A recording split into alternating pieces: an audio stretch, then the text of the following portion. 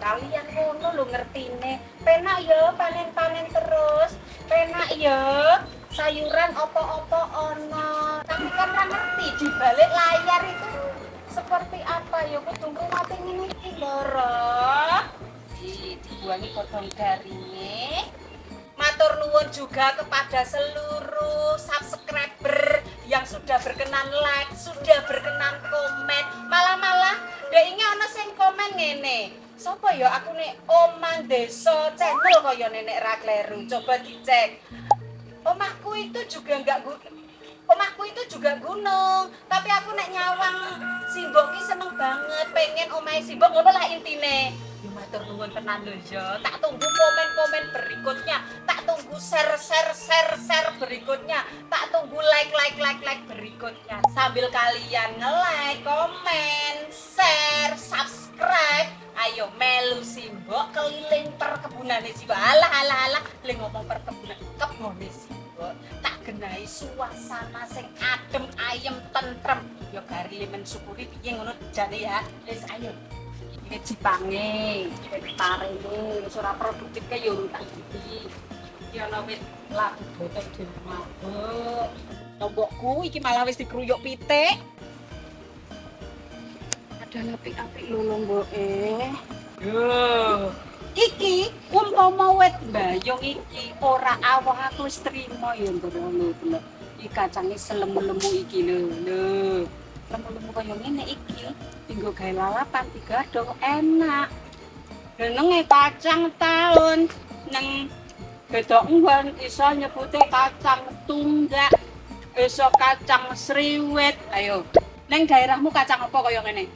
Setauku ya, godhonge sing paling enak godhong kacang sing paling enak iki bayong kacang taun. Bayong iki godhonge iki kang enam-enam. Ya. Seperti ngene iki. Ini enam-enam dhuwur. Temen. Nah, piye? Wah.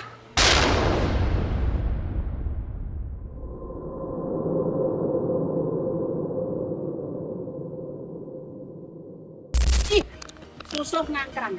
Iki. Biyen jaman cilik janji aku nakal arep diunduhke susuh ngangkrang arep disabetke bene dikruyuk ngangkrang. Soale dicokot ngangkrang siji wae loro ndah apa nek dikruyuk. Iki nek basa Indonesiane ngangkrang ki apa to ya? Coba ndara jelasno. Komeno ngangkrang ki apa? Pokoke sing kaya mau lho omahe. Wis tak genahke to. Iki ndi to sing enom? Ketok iki kok rame banget. Pitik kok iki enom. Enom. Tandane kepiye sing isih enom kuwi? Tandane sing urung tuwa. Pilih ngetarani, warnane isih ijo pupus. Yo, sing meling-meling ngene iki tandane sik enom. Ngerti meling-meling ora? Sik glowing ngene iki lho tandane iki. Ya beda. Sik bersinar ngene iki sik enom.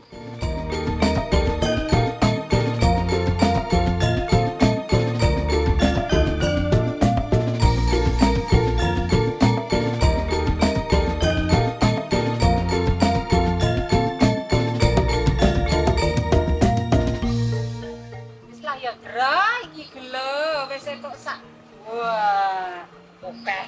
Wis iki kok dicampuri werna-werna, wis seger, wis enak, wis gurih, kari le matengi kepiye yo menuju dapure Mbak Weria.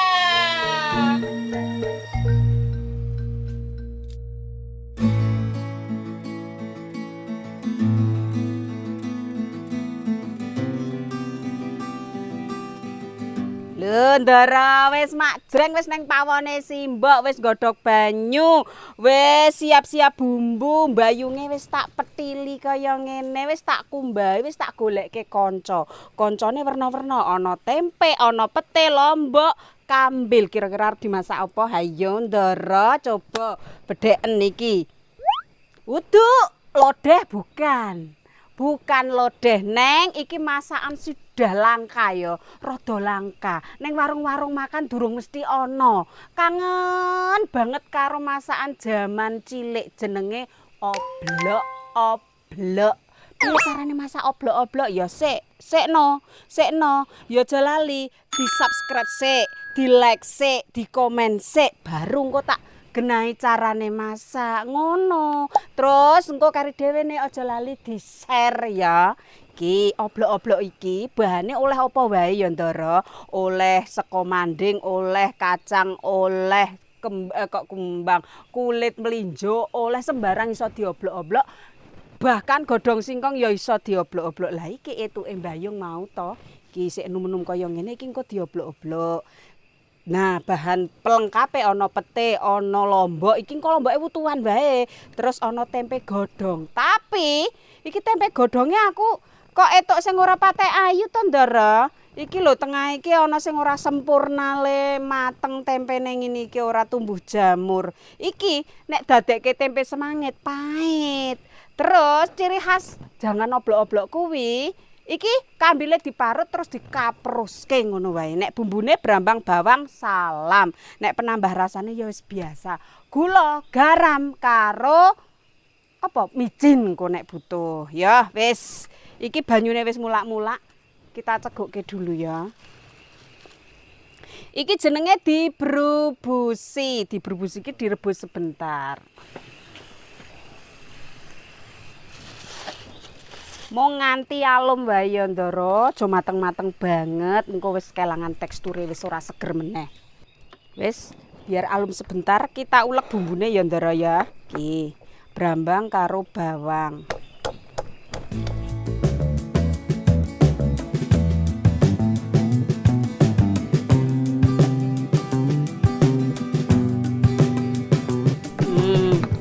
Lembut. Tuh. Wis lembut-lembute ngene wis ora rasa kaya nganti kaya wong arep gawe rendang, nganti halus banget iki wis kesusu engko ndakne mlonyo. Jane ngono ya Ndara, ora dibrubusi, ora digodhog sebentar ngene iki ya ora apa-apa. Tapi sok-sok nek sing ora patek jodoh dengan rasane mbayung iki iso menimbulkan rasa jarine wong Jawa lho, pesing. Tapi bukan, ini ya ming aroma daun wajar ngono kae. Loh, wis selehke kita ganti banyune dienggo gawe masak yang sesungguhnya. Sok. Wis yo marut kambil. Ora to yo. Yung ngene iki. Jane ngono ya luwih kepenak nek masak iki berdua. Dadi aku ngulek bumbu wis ana sing ngewangi marut kambil. Lah ning piye ngene iki ditinggal kondangan arep resepsi. Tanggane ana sing dadi manten. Ya ora apa-apa. Engko mulih-mulih oblok-obloke mateng wis kari mangan bareng. Aja nganti mulih kok wis kenyang sudah penuh perutnya terus wis ora mangan masakane sibuk ra urus. Sekenyang apapun nek wis masak kudu dipangan dan ini berlaku bagi seluruh suami yang ada di Nusantara ini dari Sabang sampai Merauke. Nek istrimu wis masak kudu dipangan. Timbang yo timbangane dadi perkara kedawa-dawa.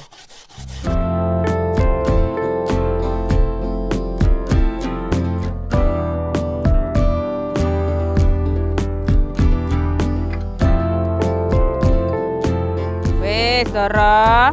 Loh. Wis ya, kambile wis. Nyegokke bumbune sik ya Ndara ya. Iki wis umep banyune. Ceguk.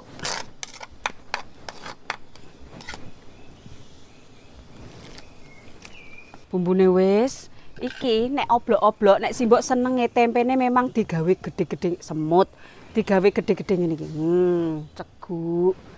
Loh, kok kayak banget yo? Kok kayak banget iki?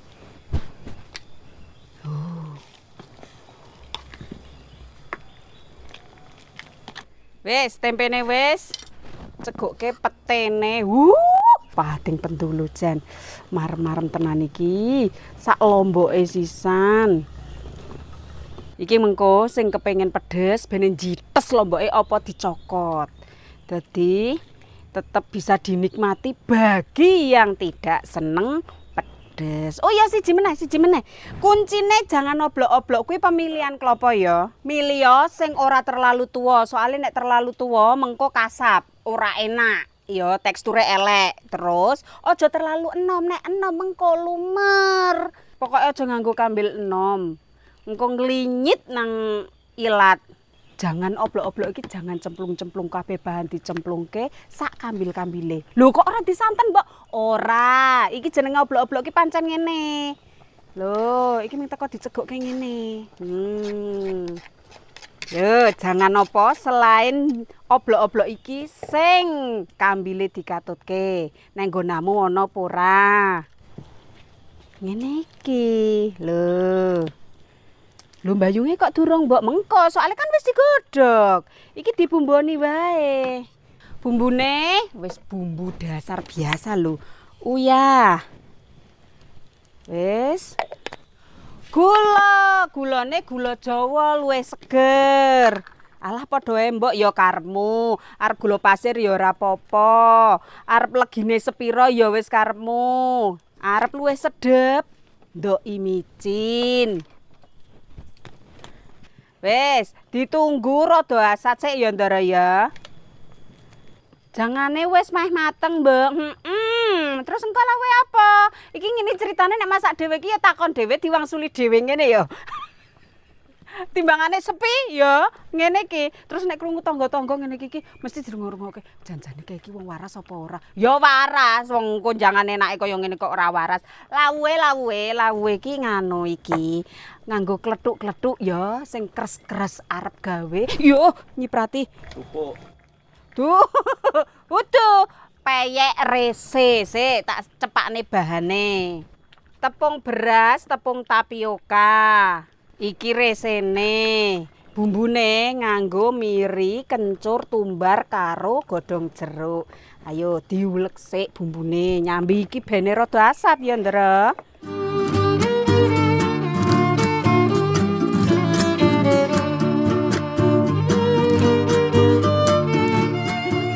Liwase wis lembut, kunire lali ra dicepake mau. Engko rak yo nambah warnane hati-hati minggir-minggir to ya.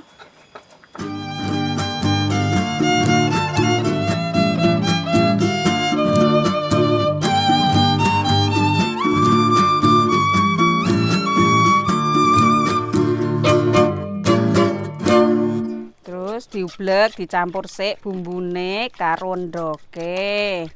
Lagi cegukke tepung.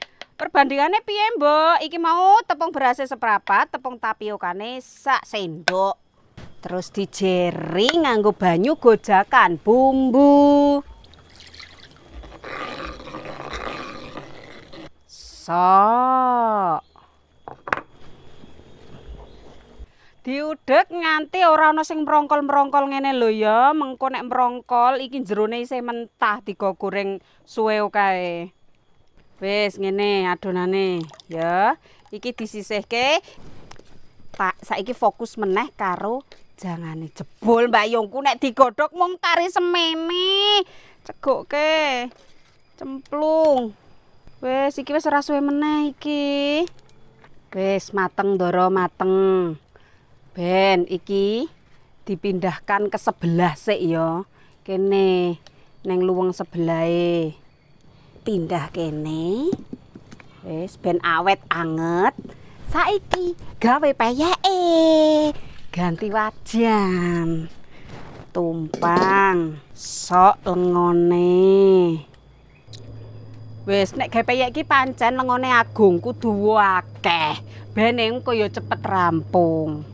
Ceritane ya Ndara, mau iki teko cemplung-cemplung lali ora disoteng.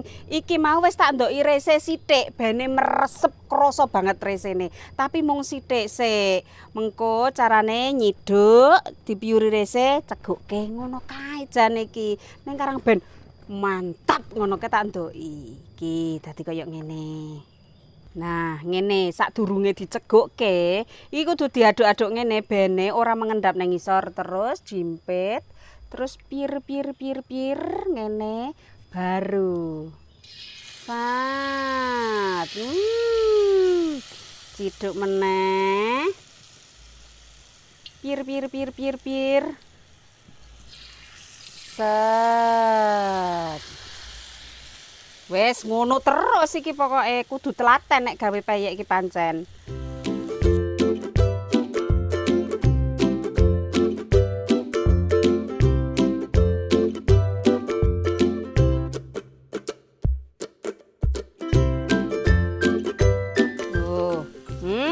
Jan.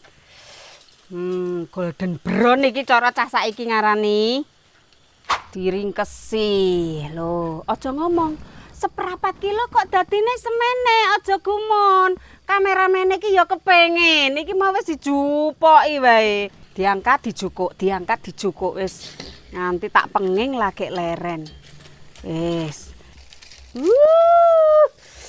Mau wung ngene iki lho Ndara. Tak keduke sik jangane. Iki tak cidukane.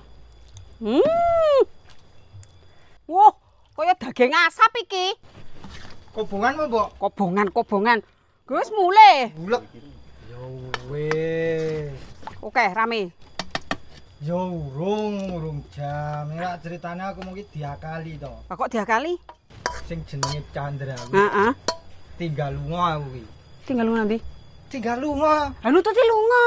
Ya aku kan kudu nyiapin tempat dan lain sebagainya. Aku ndak tak toto-toto. Tanggung jawabe bareng-bareng kok. Iki boleh? Oh, iki berarti urung memanganan ning kono. Ayo maaf yo. Sip. Dereng. Alah sip. Kepiye ning enak ora? Yo jelas. Renyah ora? Nu. Ayo Ndara, ayo. Kita toto terus madyang.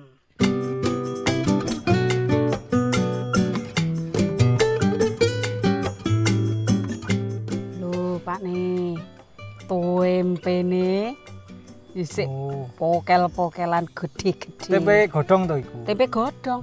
Paling enak diduduh kuwi tetep tempe godhong. Wis, yo. Tempe pete karo apa mbok iki? Bayung, aja kok awut-awut. Apa? Heeh. Aku mbayunge rung oleh. Ha iki. Bayung. Bayunge tan kae. Kok pethiki? Wila, kayak lekas urip lho dipethiki. Lah kepiye wong butuh jangan bayunge.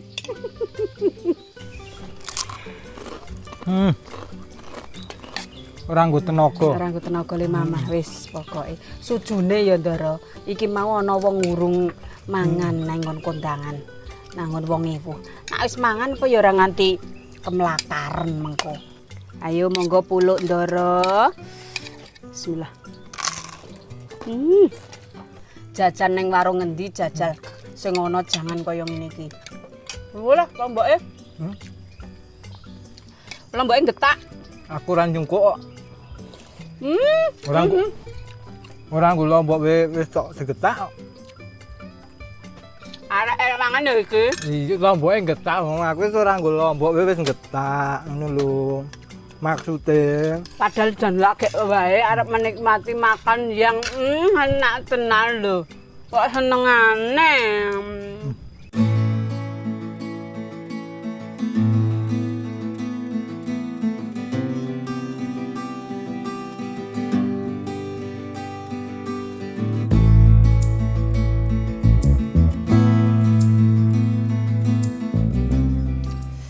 Terlihat dari ekspresi kita Oto bahwa masakan hari ini jan tonjo. Piye? Pengen ora? Pengen to? Gawe yo, masak bahan seadanya ning rasane luar biasa ya to. Terus sinambi ngen-ngen arep masak iki, aja lali lho ya, aja lali like, comment, subscribe dan share ya. sing pengen dimasakke kan bisa komen. Nah, Nek kalian coba masak iki, Mbok. Oke, siap. Coba masak kae, Mbok. Alah, siap wis to. Dan tentu saja jangan lupa selalu nonton Yondoro ya. Pawon Mbok Wiryo hanya di Mbok Wiryo Channel. Pawon Mbok Wiryo rasane mesti tonjol. Monggo puluk lagi ndara.